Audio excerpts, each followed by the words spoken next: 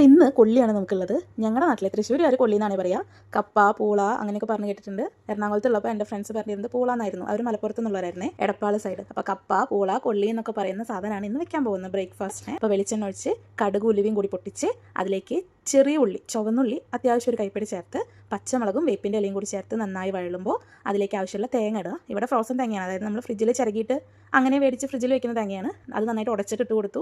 നന്നായി ചൂടാക്കി, വറക്കണ്ട, നന്നായിട്ടൊന്ന് സോട്ട് ചെയ്തെടുത്തിട്ട് ആ ഒരു മിക്സ് ഈ കൊള്ളിയിലേക്ക് ഇട്ട് കൊടുക്കുക. ഈ കപ്പയിലേക്ക് ഇട്ട് കൊടുത്തിട്ട് കപ്പ നന്നായിട്ട് ഇളക്കിയെടുക്കണം. ഞാൻ ആദ്യം കടുക് പൊട്ടിച്ച പാത്രത്തിലേക്കാണ് ഇട്ടത്. പിന്നെ എനിക്ക് തോന്നി ഒന്ന് ഉടച്ചെടുക്കാൻ നല്ലത് കുക്കർ തന്നെയാണെന്ന്. അപ്പോൾ അതൊക്കെ നേരെ തിരിച്ച് കുക്കറിലേക്ക് തന്നെ ഇട്ട് നന്നായിട്ട് ഉടച്ചെടുക്കുന്നുണ്ട്. ഓരോ പീസും ഉടഞ്ഞ് വെന്ത് പോകണ്ട, എന്നാലോ ഒന്ന് മിക്സാക്കി എടുക്കും വേണം. ഈ തേങ്ങ ചേർത്തിട്ടുള്ള ആ കൂട്ടിനകത്താണ് നമുക്ക് വേണ്ടിയിട്ടുള്ള ഉപ്പ്, അതുപോലെ പച്ചമുളകിൻ്റെ എരിവും കാര്യങ്ങളൊക്കെ ഉള്ളത്.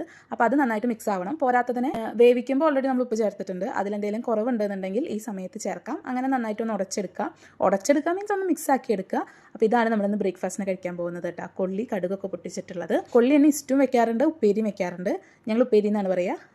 അപ്പോൾ ഇത് ഒരു തരത്തിൽ നമ്മൾ കൊള്ളി വെക്കുന്ന രീതിയാണ്. പിന്നെ കപ്പ ബിരിയാണി വെക്കാറുണ്ട്. ബീഫ് ഇട്ടിട്ടായാലും ചിക്കൻ ഇട്ടിട്ടായാലും അടിപൊളിയാണ്. അപ്പോൾ ബീഫും ചിക്കനൊന്നും ഇരിപ്പില്ലാത്ത പക്ഷം നമുക്ക് തൽക്കാലം ഇങ്ങനെ കഴിക്കാം അല്ലേ. അപ്പോൾ എന്തായാലും കട്ടൻ ചായയും കൂട്ടി കഴിച്ചാലോ.